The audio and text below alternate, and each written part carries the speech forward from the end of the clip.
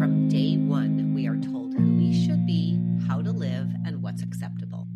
Before we even have a chance to discover ourselves, our society has already drawn those lines for us. But what happens when those lines are keeping us from knowing and embracing who we truly are? Welcome to Unbox Yourself with Samantha Fox, a podcast about unpacking and unlearning everything that's kept you from living as your true self. Through honest conversations about your internal emotional landscape, sexuality, coming out later in life, relationships, and the journey to self-acceptance, we break free from the boxes we never chose. Welcome back to Unbox Yourself with Samantha Fox. Today, Trish is here for part 2 of her big gay solo adventure.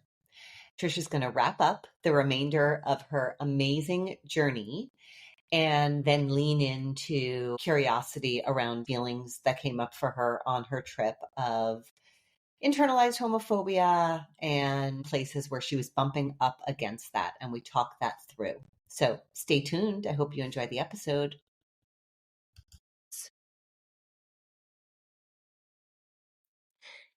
So I was sitting waiting for my room to be ready, and I got a text from Jane and Janet saying that these friends that were in this community that I was now in had invited me for tea. And they only lived like a minute walking distance away from me. And so I could not resist yet another chance to go have some queer interaction time. And I walked over to their house, and they were also two women, I would say, in their early 70s or late 60s. And their names were Ruth and Joe. And Ruth was super maternal and welcoming, and they both were. And we went out to the back garden and started having a chat. And I shared my story and then asked them about theirs. And along the way, like I said, that, I was on the journey of trying to let go of the shame that I felt for like so many things, getting married when I wasn't sure if I was straight or gay, um, staying married for so long, not being courageous enough to be myself sooner. Just the things that I've been working through in the last 4 years, and that there are just small residuals of left. And Ruth said to me, Trish, you don't have to feel shame. There's nothing to be ashamed of. She also had a child, and actually her child came when she wasn't married. And so immediately after her telling me that I didn't need to experience shame, she shared a story where she said, I felt such shame for being an unwed mother. And if this would have happened to me 3 years sooner, this is back in the late 60s, I think she said, I would have been sent to a home for unwed mothers and just completely marginalized. And so she said, it was by the skin of her teeth that she was able to go on and not be so marginalized as an unwed mother. She ended up, I think, staying with that man for a little while. I'm not sure. I think they did get married for a little bit, but soon after it didn't work and they went their separate ways. And she was able to do that, fortunately, in the community she was in. But it was so interesting to me because I don't think she should have felt shame for being an unwed mother. Like, that happens all the time. And why is it only that the women carry the shame for that and not the men that frickin' impregnate them, right? Like, Yes. it makes me so angry. So in that moment, when she said, Trish, you shouldn't feel shame, I thought, yeah, and you shouldn't feel shame either. Yet we both feel shame. And by sharing our stories and coming into community like this, it's just so healing because, again, I give her permission. In giving her permission to say, you shouldn't feel shame, it kind of comes back to me. Like, my brain doesn't know the difference. I'm also giving myself permission not to feel shame. And I hope vice versa for her too, I really appreciated Ruth mirroring for me. And then her partner, Joe, I think, had never married a man. And And I do know they did get married to each other, and they've been together for 30 years. But Jo shared that she had trauma from being in an English private school environment, like the boarding school environment. Jo was not feeling shame, I don't think, but she was feeling deep trauma from the experience of in English culture it being more normalized, that these kids should all go to boarding school, leave their parents at a young age for a long time, and go learn to be, I think she said, citizens of the empire, which included, not having emotions, having stiff upper lips, like grin and bear it. We don't talk about the hard things in our life. We just like maintain social appropriateness. So she said she's been spending the rest of her life trying to unpack that conditioning that she got from the messaging in that boarding school situation. And she said that's actually a syndrome in Britain where they've identified it. It's like this thing where so many people are affected by that same thing, not being able to, feeling like it's okay to discuss or even have emotions. Wow. Wow. So again, a fellow person doing their work, and it felt great to be in fellowship with her. And then after tea and a nice tour of their house and everything, I went along my way, and they shepherded me for the next 2 or 3 days right to my final destination. And then once I finished my walking trip, I went from North Devon to South Devon, where I was staying with somebody for the last 3 days of my trip. And she lived near this small community called Dartmouth, a community of about 5,000 people. And they were having their pride on the Saturday, the day after I got to her house. So I had looked this up before I went there and saw that it was on. And so I thought, you know what? I'm going to go to that pride because, again, it feels like I just love the idea of going where nobody knows me and I can just go have whatever experience I need to have that's not directed by anyone or feeling pressure and so I went, and we started at a castle. We walked a half an hour down into town along the riverside, carrying flags, and there was probably about 50 of us of varying ages and identities.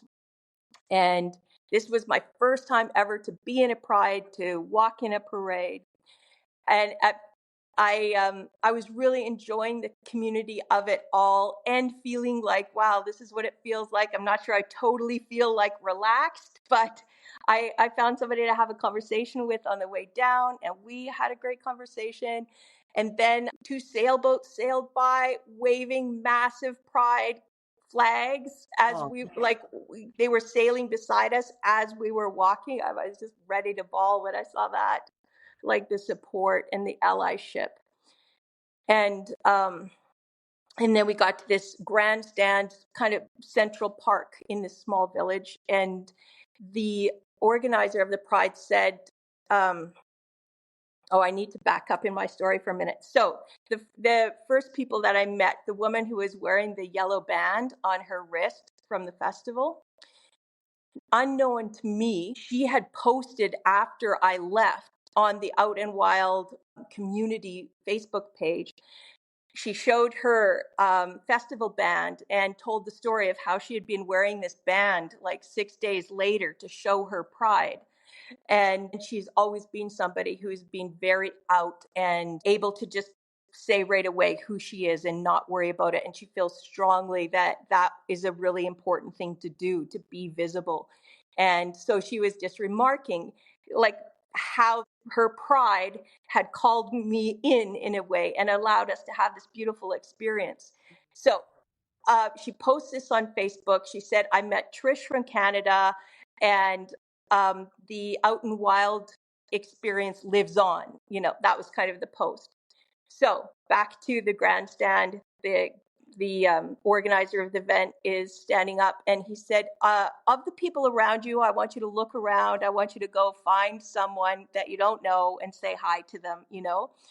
And so I kind of look to my right and left and see another woman kind of standing there looking approachable. So I went over and I introduced myself and I said, "Hi, I'm Trish from Canada." And she said, "Trish from Canada, from the Out and Wild Festival?"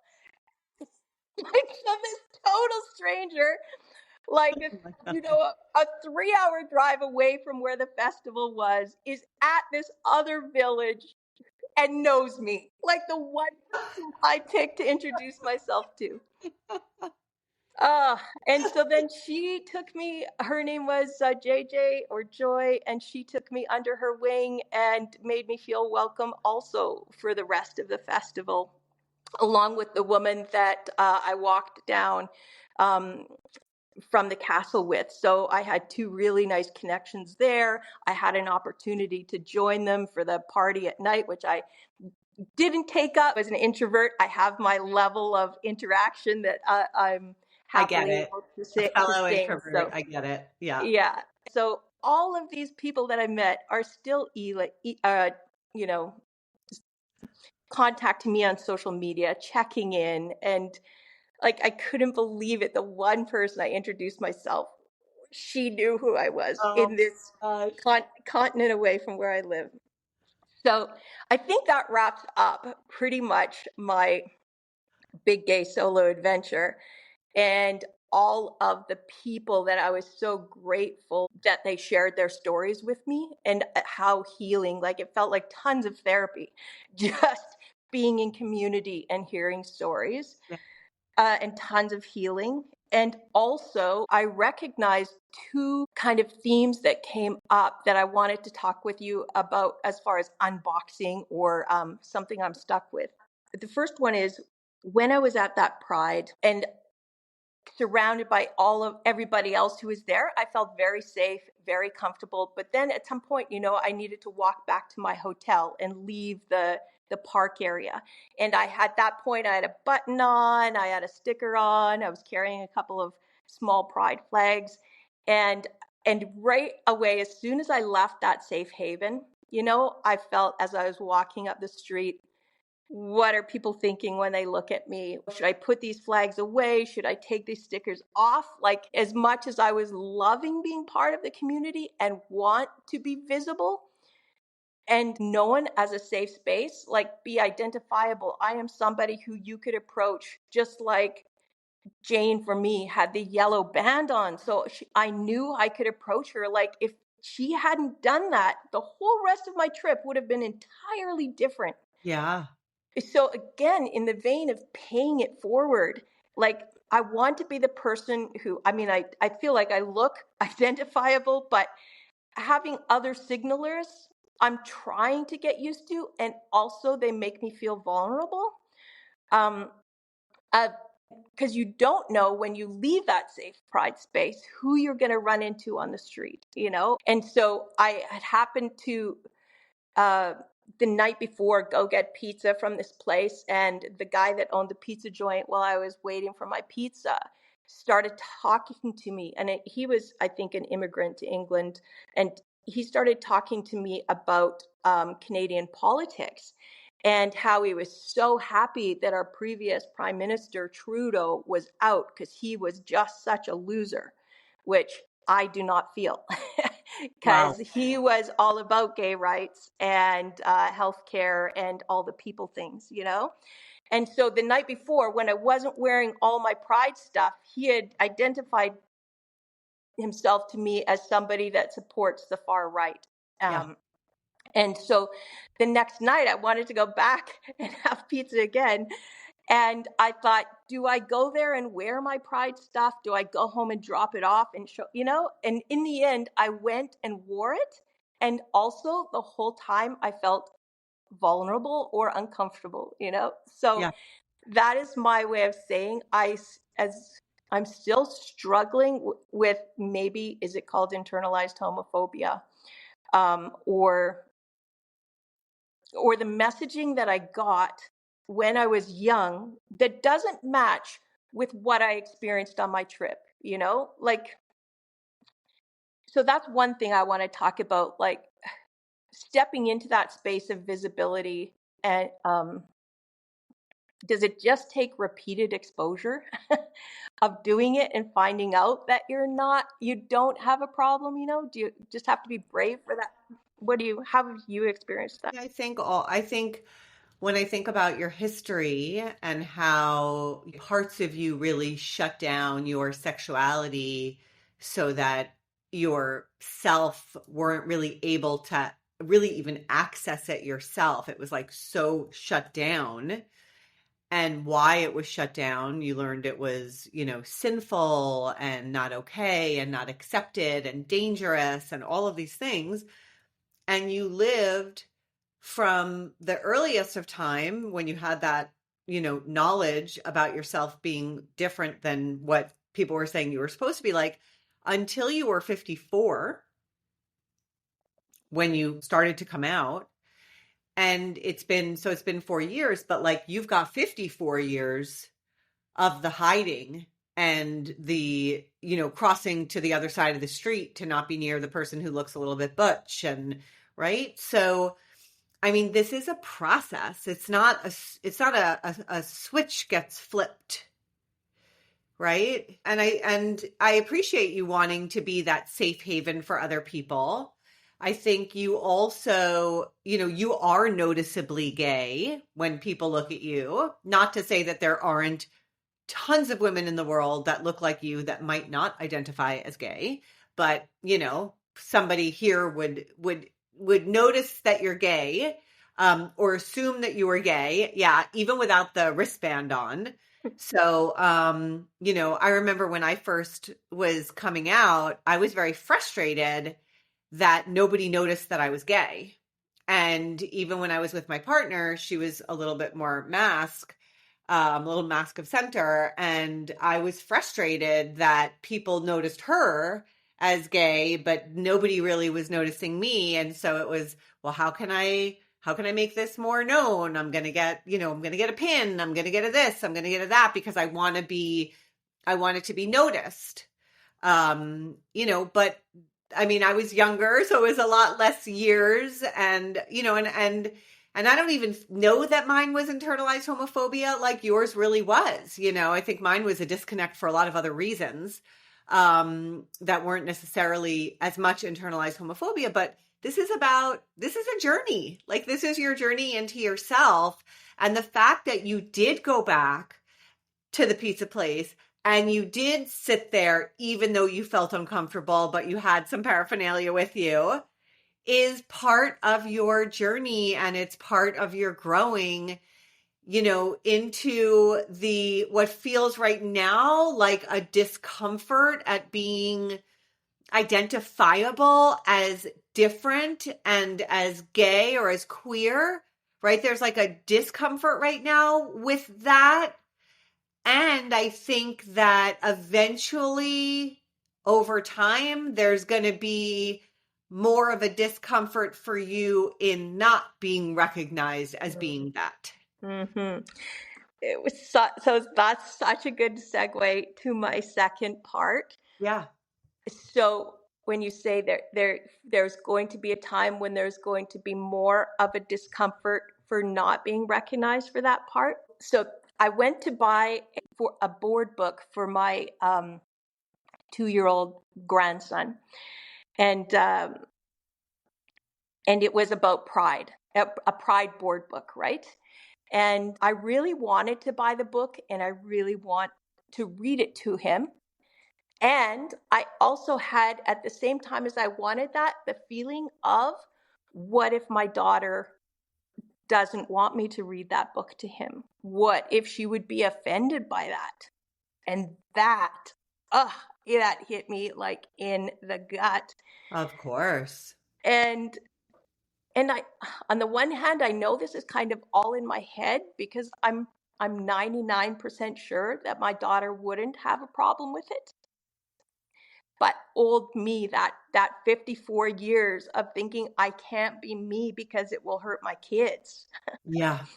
is coming up. And so I was curious ask you if you had any thoughts on how to deal with that. Like, do I just go ahead and read the board book and sit with my discomfort while I do it? Or do I actually have a conversation with my daughter that will feel hard? It feels really hard because the worst case scenario is she could say, "Oh, yeah, Mom, no, I don't really want you reading those books," right? I don't think she would, but in my bones, I feel like that's a potential that could happen where she would be like, you don't, do you have to do that? Isn't that doing too much, Mom? Like, why can't you just be my mom and not have to bring in the gayness to your grandmahood, or. And which, if I had a partner, then it would already automatically be there. And so it's this little ways where I want to try to bring more of myself into my interactions with the people that I love the most in the world. And Yeah. that literally feels the scariest. Yeah. I mean, I feel like I understand that, and I think that's really valid. And, I remember when we were working together and how terrifying it was to come out to your family, to your parents, to your Yes. in-laws. And I mean, so scary, just so, so scary. And so now you're out, but it's more about being embraced. Yes. Right? I mean, you're out, your daughter knows. You've also been in a relationship and she accepted your partner and maybe even embraced your partner, I'm not sure, but this is moving from acceptance, acknowledgement and acceptance to embracing.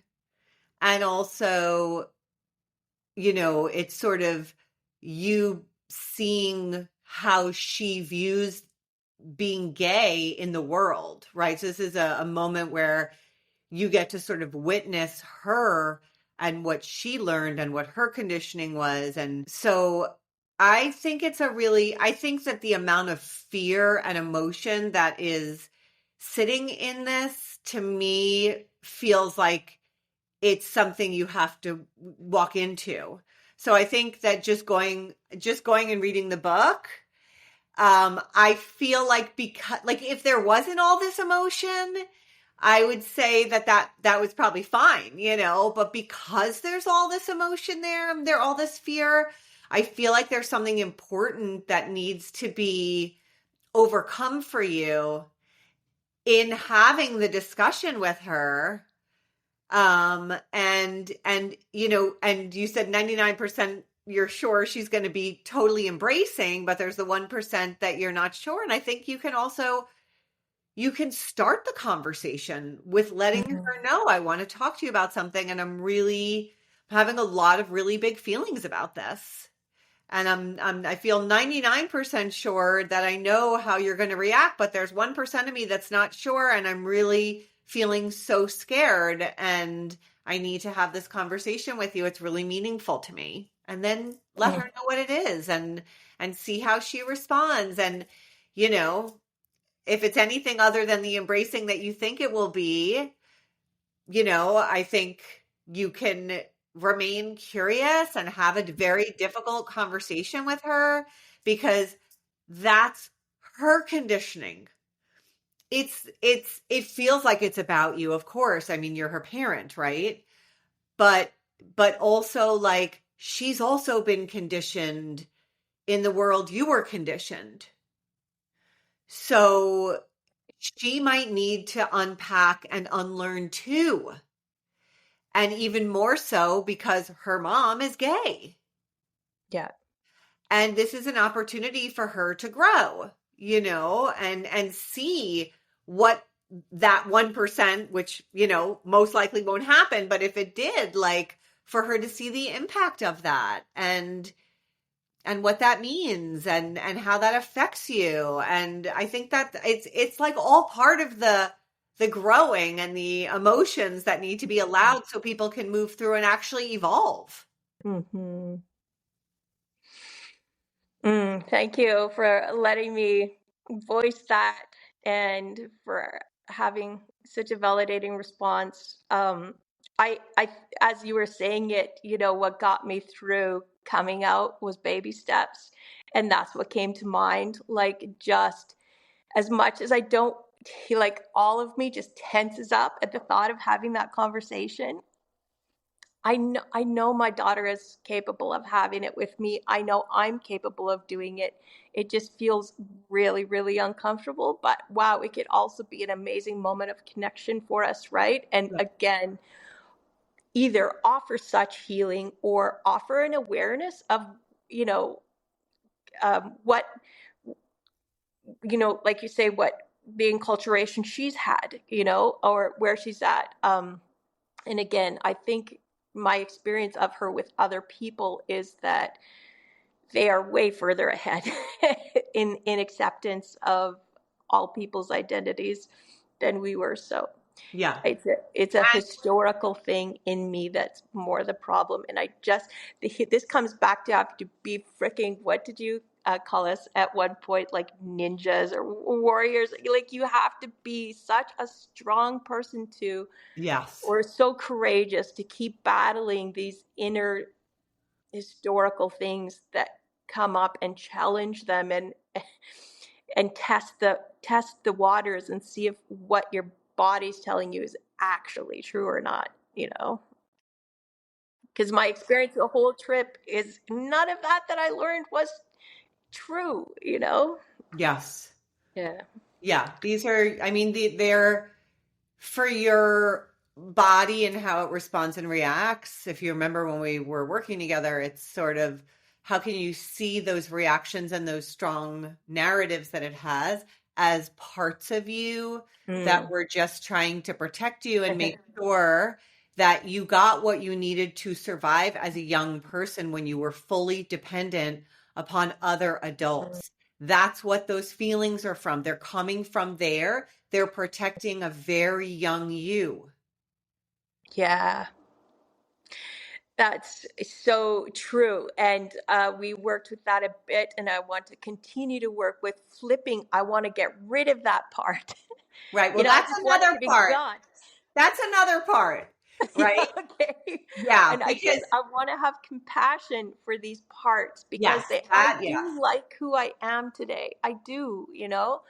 I'm proud of myself, who I am, and all of those parts brought me to this point. So why get rid of them? They're part of who I am. And Yes.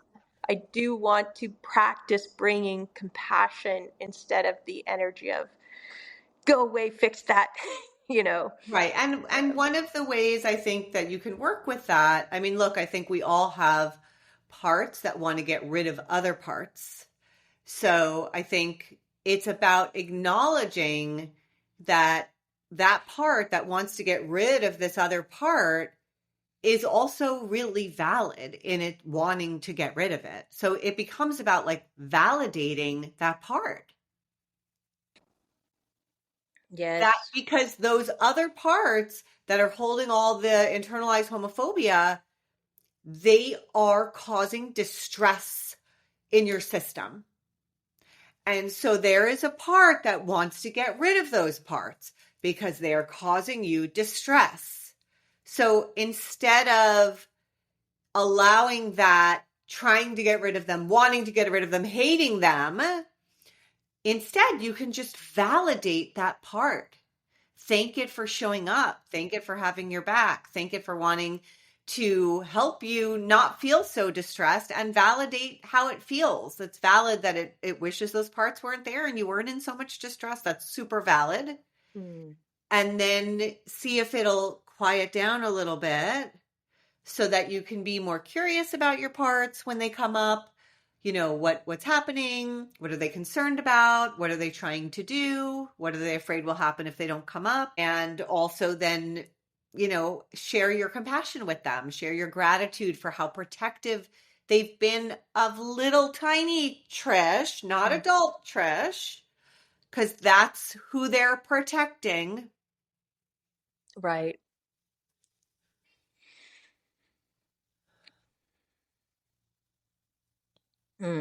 Taking that in. Thank you. You're so welcome. And also another little beautiful success story, like when we talk about my parents who, they said all the right things when I first came out to them. And then for like 6 months after, they struggled trying to understand, still couldn't understand. Okay, we've decided we're just going to stop asking you about it. So because we love you and we're going to keep loving you. And I guess we don't have to understand. So that's where we left it. Okay. And it took them, like, I'm pretty sure 2 years before they actually mentioned it to some of their closest friends. And so when I see them mentioning it to their closest friends, I feel like that's a sign that they're more accepting. And I, in the beginning, I assigned that as they're not telling their friends because they're ashamed. Or they think it's not good what I am, but it's not necessarily the truth. Maybe it's just that they weren't comfortable with sharing it, right? And they feel private and all of that. So again, I need to work on the narrative that I'm assigning to that story, right? Maybe it's just their process, not that they're ashamed of me, which is the first place I want to go, or my body like takes me to. Yeah. And then I had the amazing experience of having a daughter-in-law join my family, and she has been so the best ally for me. And anytime I mention anything gay, she like gives me snaps and celebrates. And I love it. she was the first one to give me a board book to read to my grandsons, which also, felt like permission and welcoming. And that felt Yeah. so beautiful to Aw. me, So I'm so grateful she wound up in my family. And she told me that the other day, my son, so 4 years later, actually mentioned to some friends or that they were hanging out with totally when I wasn't there, that I was going to a Pride event. And she said, that's the first time, Trish, that I think I can remember Kevin like openly, just sharing, hey, this is my mom and this is what she's doing, like in a way that was positive, not that he says, he doesn't say things that are negative, but I don't know that I've ever experienced him saying something in front of me anyway about welcoming in this part of me. Yeah. And it was felt so healing when my daughter-in-law told me that my son had done that, like without anybody asking him to. Like, so again, I think I just have to live into this progression of healing, because my kids are also getting comfortable with, it takes time. It doesn't just happen like a light switch. Right. And I think, I mean, I love with your parents, I love when you said it was about 2 years, because you know me and the 2 year mark. Yeah. Yes. Yeah. To me, that's a big turning point always. So Yeah. that's just so beautiful that, that 2 years gave them that space to be able to finally start sharing. Yeah. And yeah, I mean, I have to say, it's quite amazing what happens when you are truthful and aligned with who you are around you, and how, yeah, people have to, you know, they have to figure out their own discomfort, and it gives them an opportunity to evolve and grow. And I just think that you're not doing anybody any favor by keeping yourself hidden and not being yourself, because then nobody's growing. So and that really applies also to this conversation with your daughter. Like, this is a Yeah. chance for you to grow into this very uncomfortable conversation, and for her to grow into seeing how emotional this is for you, and Mm. to have the hard talk and to be vulnerable, and I Yeah. think it'll be a moment of connection for you. Yeah. And it just came to mind too that um, when my son just got married about 3 weeks ago or a month ago, and he did say in his like wedding, like, talking about your parents' speech, he said, my mom, who's taught me how important it is to be authentic, you know? Yep. So that Yep. is even like, that was him embracing me, all of me in that moment. Yeah. So I Yeah. feel so blessed and so happy that I'm out and gay and living my best gay life right now. Yeah. Um, and I really think community is important, and the world offers itself to your imagination. I think what I'm imagining is that I need to start an Out and Wild festival in Western Canada. Ooh, I love Be- that. because I don't feel like I have community. So maybe if I build it, they will come. Um, Yeah, I love that. It's so beautiful where you are there. and also, as want to say that I would like to share the link with you to the Angela Cooper story, the woman who started the Gay Liberation Front, so that anybody who is interested to hear more of what that was about, there's a link to an article that explains the amazing work she did to move feminism and queer rights forward. So I just want to acknowledge that more fully and ask if you could put that in a link. We'll add that into the show notes so everybody has access to that as well. Absolutely. Right on. Well, I feel good. Thank you to you, Sam, for giving me space for this, to everyone who's had the interest to keep listening through to the end. And I really appreciate being able to share my big gay solo adventure with you all. Yeah, what a amazing, really an amazing journey to yourself with all of these, amazing souls guiding you every moment back to yourself. And you made that, you made that happen for yourself. You put yourself out there in this way and made it happen. So it looks like the universe just really carried you through. Mm. And what a beautiful, beautiful journey. I hope you journal some of it or write some of it. And, if you didn't already, really keep this. It's just such a beautiful story. Mm-hmm. Thank you for sharing that. Thank you. Okay, keep being our fairy gay mother, and Yes. I'll look forward to whoever is brave enough to share on your next upcoming episodes. I appreciate all of your guests so much. I hope you enjoyed this episode. I wanted to circle back to you just because I did hear back from Trish after we recorded, because I did hear back from Trish after we recorded, and she shared that she did, in fact, have a chance to have the conversation with her daughter about reading the board book to her grandsons.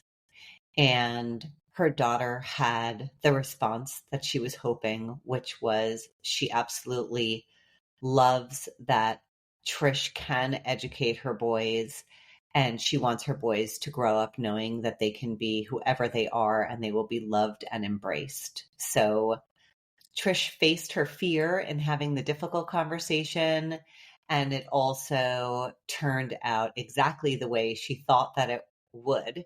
And she reminded herself that this very big protector that is holding internalized homophobia can soften a little bit, that she is safe with her family. She is seen, she is loved, she is accepted, and she is also embraced, which was such a joy for Trish. I want to just speak for a moment about internalized homophobia and the impact that this has on so many, I'm going to say almost all of the folks that I work with that are coming out later in life. And because of the intensity of this outcome, I call it an outcome of compulsory heterosexuality, people are unable to accept and embrace themselves, let alone come out to other people around them. And this is for bisexual people and for gay people. It is just very hard to come out. In light of this, I'm in the process of building a course, Unbox Yourself from Internalized Homophobia. And if you are struggling with fear around your sexuality, what others are going to think, that you're not going to belong, you're not going to fit in, you're going to disappoint people, people are not going to want to hang around you anymore. You can't come out to your friends. What are they going to think of you? And many, many, many more intense thoughts about yourself as a gay person, please feel free to email me, Samantha at unboxyoursexuality.com, and let me know, and I will add your name to the wait list so you will be the first to know when this course is available for purchase. It will be a self-led course, and I am really looking forward to putting this out into the world and trying to do something to soften this terrible outcome that comes from compulsory heterosexuality. Thanks so much for being here.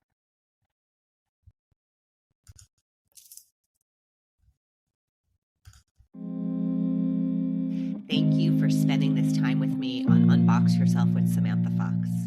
If this episode resonated with you, share it with someone who needs to hear it. Don't forget to like, subscribe, and leave a review. It helps more folks find these conversations. If you're ready to unbox from something that's keeping you stuck, I would love to support you. You can find the application to the show at unboxyoursexuality.com. Let's stay connected. Find me on Instagram, TikTok, and YouTube at Lesbian Curiosity Coach. Give me a follow and join the conversation. Remember, we only have this one time through. Why not unbox yourself and let your true self